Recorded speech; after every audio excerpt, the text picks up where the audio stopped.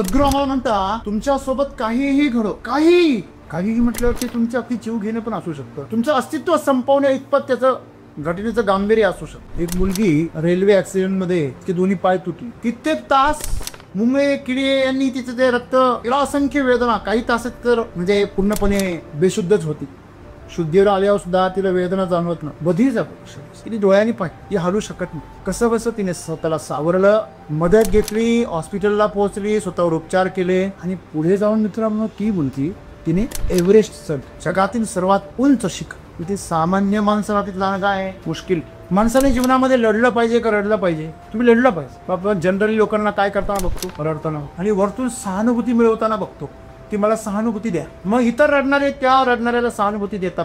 सांगण्याचं तात्पर्य काय की आमच्या जीवनामध्ये आम्ही वास्तवाचा कधी सामना करतच प्रत्येक गोष्टीमध्ये आमच्याकडे धाडस नाही. सद्गुरूंनी आपल्याला हे सांगितले की याला आपल्या बरोबर समजायचं कसं. जीवनामध्ये ज्यावेळेस असे प्रसंग घडतात, आमच्या जीवनामध्ये अनपेक्षित गोष्टी घडतात, तेव्हा त्याला वरदान कसं बनवायचं? सामना करू, सामोरे जा. आपण नेहमी मागचा रस्ता का पळवाट का आम्ही सामना करायला शिकलं पाहिजे. आणि धाडस करण्यासाठी आतून ऊर्जाला. तुम्ही आज जीवनामध्ये का कमजोर आहे? का बरं तुम्हाला त्या गोष्टीपर्यंत जायची हिंमत तयार होत नाही? का बरं तुम्ही सामना करत नाही? का बरं तुम्ही त्या परिस्थितीला आशीर्वाद समजत नाही? तिला संकट का समजता? तुम्हाला संधीच तुम्हाला समस्या का दिसते? त्याचं कारण आहे तुम्ही परावलंबी आहे. तुम्हाला माहिती आहे तुमच्या ती धमकडी. तुम्हाला जीवनामध्ये सामना करण्याची जी हिंमत आहे ती तुमच्या आतून येत असते. ती हिंमत येण्यासाठी तुमच्या ब्रह्मचर्याची गरज आहे, साधनेची गरज आहे, तपस्येची गरज आहे, ऊर्जा संपादनुकीची गरज आहे. आणि तुम्हाला त्यासाठी स्वतःला चांगला सात्विक आहार घ्यावा लागेल, सत्संग करावा लागेल, साधना करावी लागेल. हे जर तुम्ही करू शकला तर तुमच्या जीवनामध्ये तुम्हाला काही जरी घडलं तर तुम्ही आशीर्वादच समजा. काल जी विमान दुर्घटना झाली अहमदाबाद, तिच्यामध्ये एक कपल होतं. त्यांना आपल्या मुलाकडे जायचं होतं, परंतु ट्रॅफिक जाममुळे त्यांना विमान पकडता आलं नाही. किती राग आला असेल त्या जेव्हा विमान सुटलं त्यांचं, त्या ट्रॅफिकचा त्यांना किती राग आला असेल, किती वाईट पडत असेल. ज्या क्षणी कळालं किती कोसळून सगळे गेले तेव्हा काय वाटलं? या ट्रॅफिकची पूजा करावी. तुमच्यातला उत्साह, तुमच्यातला आनंद, तुमच्यातलं जे काही ऊर्जा आहे ती बाहेर पडू द्या. आणि आपल्या जीवनामध्ये जे काही घडेल त्याला परमेश्वराचा आशीर्वाद समजून आपण त्याचा सामना करा. तुमचं जीवन रोज नव्याने अनुभव करेल तो, आणि तुमचं जीवन रोज एक पायरी पुढे सर. आपण जर आपल्या जीवनामध्ये एक पाऊल जर पुढे गेलं तर आपल्या ऊर्जेला, आपल्या आत्म्याला खरोखर जिवंतपणी शांती.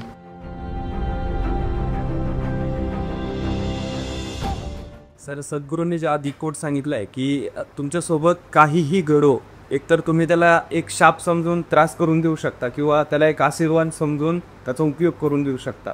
तर ही जी मनस्थिती आहे किंवा हा जो समजूतदारपणा आहे हा कसा तयार होता आणि याच्यावरती आपल्या भोवतालच्या परिस्थितीचा किंवा तुम्ही ज्या वातावरणामध्ये वाढताय त्याचा किती इफेक्ट पडतो? मित्रांनो, आपण नेहमी तक्रार करत असतो की माझी कुटुंब असं, माझी शाळा तशी, माझी आर्थिक परिस्थिती तशी होती, सामाजिक परिस्थिती अशी होती, मला माहोलच नाही भेटला, मला चांगली शाळाच नाही भेटली, मला चांगलं कॉलेजच नाही भेटलं, किंवा मला चांगली ट्युशन नाही भेटली, मला चांगली कंपनी नाही भेटली, शेतकरी असाल तुम्ही, मला चांगलं जमीन नाही भेटली, वातावरण चांगलं नाही भेटलं. मित्र हो, सांगण्यासाठी कारणांची असंख्य मोठी गोष्ट, स्वीकारण्यासाठी फक्त एक गोष्ट महत्त्वाची, मलाही बदलायचं. सद्गुरू आम्हाला म्हणता तुमच्यासोबत काहीही घडो, काहीही म्हटल्यावर ते तुमच्या अगदी जीव घेणं पण असू शकतं, तुमचं अस्तित्व संपवण्या इतपत त्याचं घटनेचं गांभीर्य असू शकतं. एक मुलगी रेल्वे ॲक्सिडेंटमध्ये तिचे दोन्ही पाय तुटले. कित्येक तास मुंबई किडे यांनी तिचं ते रक्त, तिला असंख्य वेदना, काही तासात तर म्हणजे पूर्णपणे बेशुद्धच होती. शुद्धीवर आल्यावर सुद्धा तिला वेदना जाणवत नाही. बधीर जातो.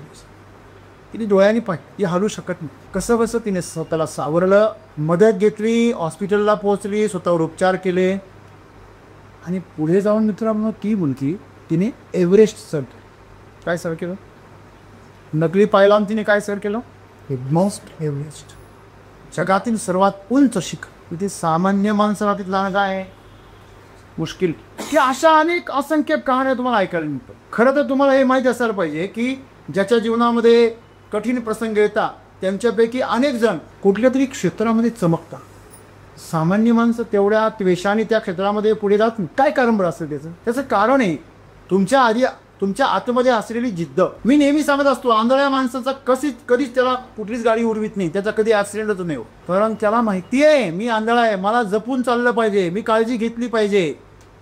पण डोळस माणसं ही काळजी कधीच घेत नाही, ते गृहीत धरता. मला सगळं दिसतंय. अनेक वेळा तुम्हाला माहिती आहे डोळ्यासमोर असून सुद्धा दिसत नाही. डोळे जे दाखवतात ते खरंच असेल असं नाही आहे, की तुमची कल्पना पण असू शकते. मित्रांनो, आम्ही आमच्या कल्पनाशक्तीला आमच्या विरोधात वापरतो. आम्ही आमच्याकडे असलेल्या सर्व शक्तींना आमच्या विरोधात वापरतो आणि म्हणून आम्ही त्या ठिकाणी काय करतो, ढासळून. माणसाने जीवनामध्ये लढलं पाहिजे का रडलं पाहिजे? एखाद्या कठीण परिस्थितीच्या बाबतीमध्ये तुम्हाला विचार, तुम्ही लढलं पाहिजे. बाबा जनरली लोकांना काय करताना बघतो, रडताना आणि वरतून सहानुभूती मिळवताना बघतो की मला सहानुभूती द्या. मग इतर रडणारे त्या रडणाऱ्याला सहानुभूती देतात. तुम्हाला माहिती आहे राजस्थानमध्ये संप्रदाय रुदाली म्हणजे काय, कोणाच्या घरी जर मौत झाली तर जसं आपल्याकडे कार्यक्रम असल्यावर आपण बँड बाजवारे बोलवतो की कसं ना, वाजवा रे बजाव, तसं तुमच्या घरी जर एखादा जर मृत्यू झाला, दुःखाचा प्रसंग ओढवला, तर त्या रुदालींना बोलवलं जायचं रडण्यासाठी. रुलाव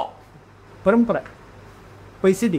मित्रांनो, सांगण्याचं तात्पर्य काय की आमच्या जीवनामध्ये आम्ही वास्तवाचा कधी सामना करतच, प्रत्येक गोष्टीमध्ये आमच्याकडे नाटक, धाडस नाही. रडण्याचं सुद्धा आमच्याकडे काय नाही आहे, धाडस नाही आहे की खरंच दुःख झालं ते व्यक्त करा. परंतु आम्ही त्याचा वापर कशासाठी करतो, सहानुभूती मिळवायची.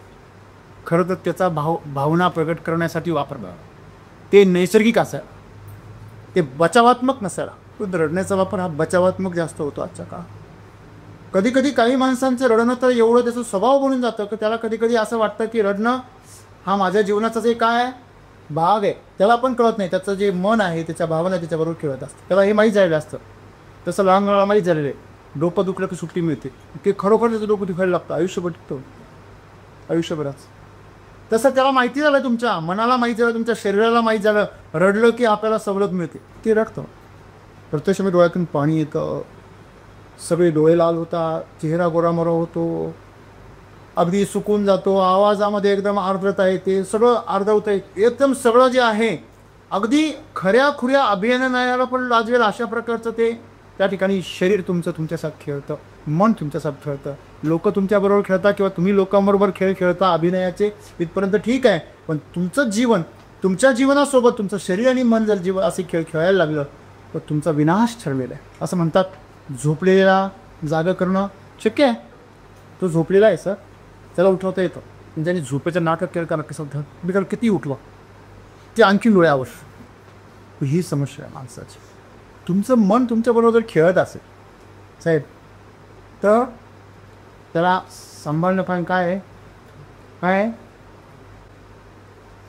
तुम्ही सद्गुरूंनी आपल्याला हे सांगितले की याला आपल्याबरोबर समजायचं कसं. जीवनामध्ये ज्यावेळेस असे प्रसंग घडतात, आमच्या जीवनामध्ये अनपेक्षित गोष्टी घडतात, तेव्हा त्याला वरदान कसं बनवायचं, सामना करू, सामोरे जा. आपण नेहमी मागचा रस्ता काढ, पळवाट काढ. आपल्याला सामान्य परिस्थितीमध्ये सुद्धा काय सवय लागलेली आहे, आणि दुसरा कोणीतरी करेल कोणीतरी. शाळेमध्ये आपण जेव्हा शिक्षक प्रश्न विचारायचे, किती मुलं हात वर करतात स्वतःहून, 2-3 मुलं. मोठे झाले ते पण नाही करत. कॉलेजला जर सरांनी प्रश्न विचारला तर एकही मुलं हात वर करत नाही. का, तिकडे मुली बसले. मग सरांनी जर अपमान केला तर कोण आपली शेपूट कापून घे, एखादा असतो लीडर असतो तो करतो आणि तोच लीडर बनतो काही दिवसांनी. म्हणजे जे समजदार लोक आहे ते प्रतिष्ठा किंवा मानापमान किंवा अहंकार या गोष्टीमुळे स्वतःला थांबून ठेवतात. ते जे बावळे असतात ते पुढे पण नेतृत्व करतात. आणि म्हणून जीवनामध्ये सर्वांनी एक समजून घेतलं पाहिजे, आम्ही पुढाकार घ्यायला शिकलं पाहिजे, आम्ही सामना करायला शिकलं पाहिजे जे आमच्या रक्तात राहिलेलं नाही. मग त्याला धाडस लागतं. आणि धाडस करण्यासाठी आतून ऊर्जा तुमच्यामध्ये तेव्हा साठवली जाईल जेव्हा तुमच्याकडे काय असेल, बचत करण्याची सवय असेल. ऊर्जेची काय केली पाहिजे, बचत. आज आपण कमवतो, आज काय करतो, खर्च. मग ती शरीराची असो, आर्थिक असो, मानसिक, कुठली पण असो, तुम्ही तिचा संचय केला. बलोपासना केली पाहिजे. जीवनामध्ये शरीराच्या स्तरावर ज्याने बलोपासना केली तो मनाच्या स्तरावरती बलोपासना होतो. तुम्ही थेट शरीराच्या सोडून बघा, सर्व साधू संतांच्या तपश्चर्या कशाशी संबंधित आहे. सामान्य माणसाला देखील उपवास कशाच्या स्तरावर आहे, उपासना कशाच्या स्तरावर आहे. आज सगळे लोक दिंडीला जात आहे, पंढरपूरच्या पांडुरंगाला भेटायला जात आहे. कसे जात आहे, त्याच्यामध्ये काही 4-5 जण या सामानाच्या गाडीत बस. आता मला सांगा, तुम्ही सामानाच्या गाडीत बसले म्हणजे तुमची तुलना कशाशी होणार? तुम्ही पण एक सामानाची शरीर, तुम्ही माणूस नाही, तुम्ही दिंडी नाहीच आहे. त्याला जर विचारलं का रे दिंडीला गेला होता, नाही सामान गेलो होतं. मला सांगा का बरं माणसाने नॉनव्हेज खाऊ नये? आपण जशा प्रकारचा आहार घेणार आहे तशाच प्रकारचा आमचा DNA बनणार आहे. हे बरोबर ते चूक आहे? समजा तुम्ही जर शाकाहार घेतला तर शाकाहारामध्ये वनस्पतींमध्ये काय स्वभाव आहे वनस्पतीचा? वनस्पतीचा स्वभाव काय? तुम्हाला मी फार मोठं रहस्य सांगतो. वनस्पतीचा स्वभाव काय? स्वतःचे अन्न स्वतः तयार करणे, स्वावलंबी आहे. कोणालाही नुकसान न करता वनस्पती स्वतःचं अन्न स्वतः तयार करता. हे आम्ही शाळेमध्ये शिकलो. वनस्पती स्वावलंबी आहे अन्नाच्या बाबतीत. तुम्ही जर वनस्पतीचा शाकाहार घेतला तर तुम्ही स्वावलंबी बनाल. तुम्ही जर मांसाहार घेतला तर तुम्ही पाशवी बना. का? तुम्ही पशुला खाता, त्याचे गुणधर्म तुमच्यामध्ये उतरणार आहे. तुम्ही कोंबड्या जर खायला लागले तुम्ही कोंबड्यासारखे चोचे मार. बघा तुम्ही ऑब्झर्वेशन करा, चिकनवाल्याने जरा ऑब्झर्वेशन करा. मी कोणाला दोष देत नाही आहे, बरोबर आहे. तुम्ही ते बोकड जर खाल्ले तुम्ही बोकडासारखेच बनणार. गुराटी आहे मासे झुंड घ्या जात आहे आणि तुम्हाला आंघोळ आवडणार. तुम्ही बोकड्याजवळ गेले कधी तर वास कसा आहे, त्याला मराठीमध्ये घुराट असं म्हणतो. तसं उबट एकदम असा कसं तरी की त्याला आवडतो तो. आणि तुम्ही म्हणजे ज्या प्रकारच्या प्राण्याच्या तुम्ही बघा, तुम्हाला जर मांसाहार करायचाच असेल तर एक परवानगी आहे. अगदी तुम्हाला पर्यायच नाही आहे, पर्यायच नाही आहे. तुमच्या आसपासमध्ये दुसरं फूडच नाही तर तुम्ही सी फूड खाऊ शकता, तुम्ही मच्छी खाऊ शकता, मासे खाऊ शकता. कारण ते त्या तुलनेमध्ये काय आहे, शुद्ध आहे. तुम्ही माशांसारखे बनू शकता. तुम्ही इतरांसारखं जर खाल्लं तर तुमचा तमाशा झाल्याशिवाय राहा. बघा तुम्ही जेवढे मांसाहार करणारे लोक आहेत त्यांची वृत्ती बघा जेवढे भ्रष्टाचार करणारे लोक आहेत, भ्रष्टाचार करणारे म्हणजे भ्रष्टाचार कोणाला म्हटला जातो? काम न करता पगार पाहिजे. त्या मोबदल्या एवढं कष्ट न करता स्वतःबद्दल अरे मी खूप काम करतो पण त्याच्या मोबदल्यात मला पगारच कमी मिळतो अशी म्हणणारे खूप आहे. भ्रष्टाचार आहे हा. का रे बाबा मला पगार कमी मिळतो म्हणून मी कमी काम करतो, मला बाजार मिळत नाही म्हणून मी केमिकल फवारतो, म्हणून मी विष फवारतो, मला स्पर्धेत टिकायचं आहे म्हणून मी डुप्लिकेट बनावटी वस्तू विकतो. असे भरपूर जण लोक मार्केट. आज सगळेजण फक्त पैसा, सगळ्यांना फक्त काय कमवायचं आहे? पैसा. भ्रष्टाचार आहे हा. माणूस कमवतो म्हणजे आज आपण जर बघितलं ही सगळी जी भ्रष्टाचारी मंडळी आहे ही विकेंडला काय करते? दारू पिते, मटक आणि रेव पार्टी का सगळे जेवढे या क्षेत्रामधले म्हणजे जेवढे गुन्हेगारी क्षेत्र आहे त्या गुन्हेगारी म्हणजे असं नाही आहे की मटण खाणा आणि दारू पिणारा गुन्हेगारच असतो, परंतु हे नक्की आहे जो गुन्हेगार आहे तो दारू आणि मटण मात्र नक्की का ते खरं आहे कधी का बरं? कारण जसं अन्न तुम्ही खाणार कसे तुम्ही बनणार तसंच आहे. तुम्ही आज जीवनामध्ये का कमजोर आहे? का बरं तुम्हाला त्या गोष्टीपर्यंत जायची हिंमत तयार होत नाही? का बरं तुम्ही सामना करत नाही? का बरं तुम्ही त्या परिस्थितीला आशीर्वाद समजत नाही, तिला संकट का समजता? तुम्हाला संधीचंच तुम्हाला समस्या का दिसते? त्याचं कारण आहे तुम्ही परावलंबी आहे. तुम्हाला माहिती आहे तुमच्या ती घमकडी, पण तुम्ही अन्नच असा खाता, तुम्ही माहोलच असा तयार करता, तुमची संगतच अशी आहे की त्या संगतीमध्ये तुम्ही स्वतःविषयी करुणावान असता आणि इतरांविषयी कठोर असता. बघा प्रत्येक निगेटिव्ह माणूस, तामसी माणूस, मांसाहार करणारा, मद्यपान प्राशन करणारा प्रत्येकाला तुम्ही भेटा आणि तुम्ही त्याला एखादी समस्या सांगा, तो स्वतः कसा चांगला आहे आणि बाकीचे कसे त्याला लुटताय हे मस्त वर्णन करतो. असं नाही आहे की फक्त त्याला नॉनव्हेजच खाल्लं पाहिजे. जे शिळं अन्न खातात, जास्त मसालेदार, जास्त तेलकट, त्या तामसी अन्न ज्याला म्हटलं जातं, जास्त प्रोसेस केलेलं बाजारातलं पॅकिंग फूड जे खातात त्यांची अवस्था अशीच असते, कायम चिडचिडी. जग चांगलं नाही आहे, मी खूप चांगला आहे हो पण जग चांगलं आहे, माझ्यासारखं सज्जन नाही हो कोणी, पण ह्या नरकामध्ये येऊन पडलो मी सोडून सगळे राक्षस. आणि खरा राक्षस तर कोण आहे? तर राक्षस तुम्ही असला तर तुम्हाला सगळे जग काय दिसणार? राक्षस. तुम्ही देव असला तुम्हाला सगळे जग काय दिसणार? देव. सिंपल आहे ना. तुमची जशी दृष्टी आहे तसं जग तुम्हाला दिसणार आहे. आणि म्हणून सद्गुरू आम्हाला सांगता तुमच्या जीवनात काही घडो, जर तुम्ही त्याला शाप समजून त्रास करून घेतला तर समजायचं तुम्ही तामसी आहात, तुम्ही नकारात्मक आहात, तुम्ही पाशवी वृत्ती का जाणारे आहात, तुम्ही शरीर आणि मनाच्या स्तरावर गुरफटलेले आहात, तुम्हाला ऊर्ध्व गतीची गरज आहे. तुम्हाला साधनेची गरज आहे, त्या चक्रातून बाहेर पडण्याची गरज आहे. हे शरीर बघा नेहमी कीव करतो स्वतःची. त्याला एखादा फटका मारा ते म्हणतं आता काम नाही करायचं. तुम्ही हातावर फटका मारा ते म्हणतो वर नाही करायचं. इथं गालात मारा ते म्हणतं बोलायचंच नाही. तुम्ही करून बघ. शरीर नेहमी काय करतं, स्वतःची कीव करतं आणि कायम डिफेन्स म्हणजे तुम्हाला पळवाट दाखवतं की तू पळून जा. मन त्याला पण सहाय्य करतं. मन पण तसंच आहे. मन विचारांच्या स्तरावर पळवाट असो आणि म्हणून तुम्हाला जीवनामध्ये सामना करण्याची जी हिंमत आहे ती तुमच्या आतून येत असते. ती हिंमत येण्यासाठी तुमच्याकडं ब्रह्मचर्याची गरज आहे, साधनेची गरज आहे, तपस्येची गरज आहे, ऊर्जा संपादनुकीची गरज आहे आणि तुम्हाला त्यासाठी स्वतःला चांगला सात्विक आहार घ्यावा लागेल, सत्संग करावा लागेल, साधना करावी लागेल.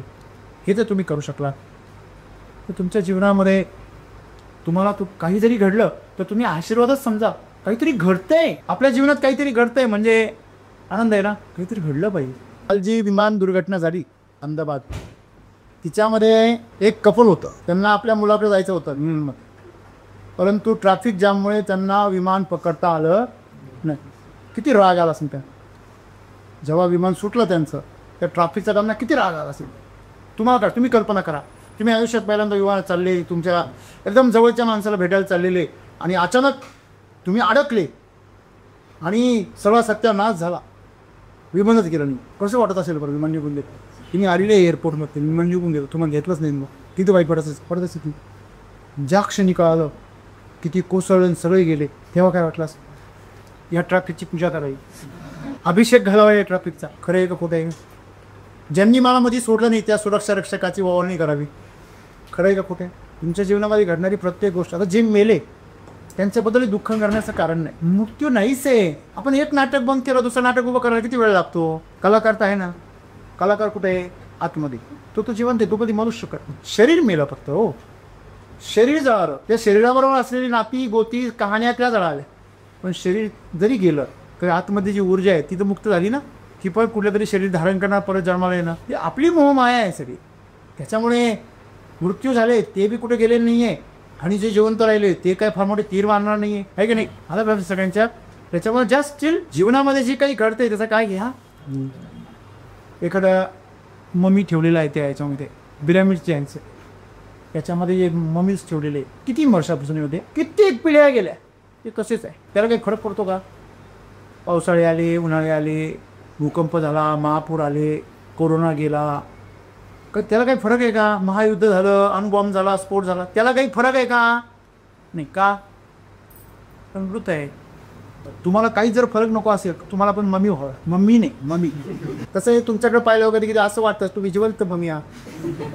काही जणांची अवस्था फार माहेरी, तुमच्या चेहऱ्यावर एक्सप्रेशनच नसतं. तुम्ही जर एक्सप्रेशनच जर नाही दिले म्हणजे तुम्ही कोण आहात, आधुनिक मम्मी आहात. हा लक्षामध्ये. आणि म्हणून सर्वांनी एक लक्षात ठेवायचं आहे की आपल्या जीवनाला मम्मी बनू देऊ का. तुमच्यातला उत्साह, तुमच्यातला आनंद, तुमच्यातलं जे काही ऊर्जा आहे ती बाहेर पडू द्या आणि आपल्या जीवनामध्ये जे काही घडेल त्याला परमेश्वराचा आशीर्वाद समजून आपण त्याचा सामना करा. तुमचं जीवन रोज नव्याने अनुभव करेल तो आणि तुमचं जीवन रोज एक पायरी पुढे जाते.